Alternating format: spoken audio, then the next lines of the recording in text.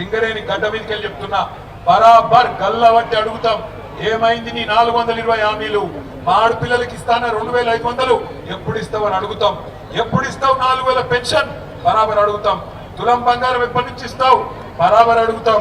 ఇయ్యకపోతే ఈపు చింతపండు చేస్తామని కూడా పక్కా పెట్టాం.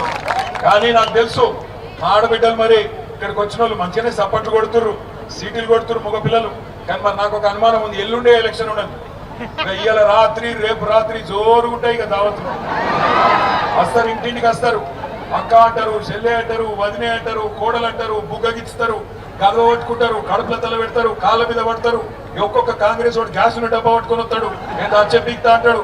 మీ ఎమ్మెల్యే లెక్క, ఓ నేను ఓడిపోయి బేజారైనా నేను చచ్చిపోతా, ఈసారి ఏకపోతే నేను చచ్చిపోతా అని చెప్పి కూడా డైలాగులు కొడతారు. పడిపోతారా? మళ్ళా పడిపోతారా?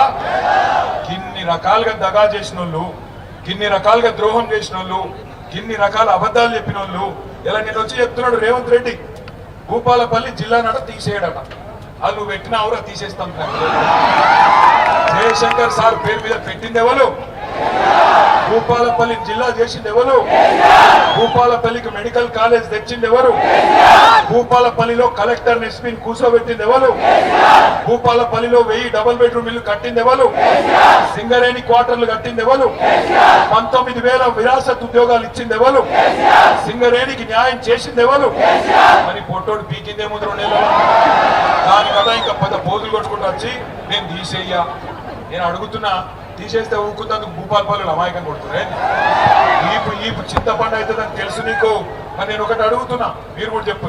ఎందుకంటే ఈయన చెప్పేది చేయడు, చేసేది చెప్పడు. మీరు చూడండి, 6 గ్యారంటీలు చేస్తా అని చెప్పాడు. చేసిందా? 6 గ్యారంటీలు. గట్లనే లంగా. ఎందుకంటే అవి చెప్పినేమో చేయడు, చేయని ఏమో చేస్తాడు, చెప్పని ఏమో చేస్తాడు. అందుకే అంటున్నా, నిన్న తీయా జిల్లాను ఉన్నాడంటే బరాబర్ తీస్తాడు. ఎప్పుడు తీస్తాడు? మీరు దబ్బన పొరపాటున చెయ్యి గుర్తుకేస్తే బరాబర్ తీస్తాడు. చెయ్యి గుర్తు కోటేస్తే నాకు పొద్దున పంతులు కూడా చెప్పిండు, అది అభయాస్తం కాదు, భస్మాసుర హస్తం. నెత్తి మీద పెట్టుకుంటే బూడిదే అయిందా? బూడిది ఇదివరకే 2 నెలల మొత్తం నాశనం. భూముల ధరలు పడ్డాయి. సింగరేణి ఆగం. సింగరేణిని బామ్మదికి రాసి ఇచ్చిండు. నిన్న వచ్చింది కూడా సింగరేణి కార్మికుల కోసమో మన కోసమో కాదు. సింగరేణిని వాళ్ళ బామ్మర్దుంటాడు ఒక ఆయన సుజన్ రెడ్డి అని, ఆ సుజన్ రెడ్డి సాబ్కు రాసిచ్చిండు. అందులోనట ఈ మధ్యన ఒక నినాల సింగరేణి కార్మికులు ఉండరా ఇక్కడ ఉన్నోళ్ళు ఒకసారి శీలా ఉంటుంది ఆడుతున్నాడు. అరే 60,000 ఇంత తక్కువ ఉంటారు, మీరు రావాలి కదా, ఇవాళ ఇంత పెద్ద మీటింగ్ రావాలి ఎన్నుకున్నారు. సింగరేణి అన్నలు జాగ్రత్తగా వినండి. రేవంత్ రెడ్డి నల్ల బంగారాన్ని ఆయన అత్తగారి కొంగు బంగారం వాళ్ళ బామ్మర్దికి రాసిచ్చిండు. ఎందుకు? ఇక్కడ సర్టిఫికెట్ పెట్టిండు కొత్త దుకాణం. ఆయనకు నచ్చిన వాళ్ళకి కాంట్రాక్ట్ ఇచ్చేటందుకట సైట్ విజిట్ చేసినట్టు సింగరేణి సర్టిఫికెట్ ఇవ్వన్నట.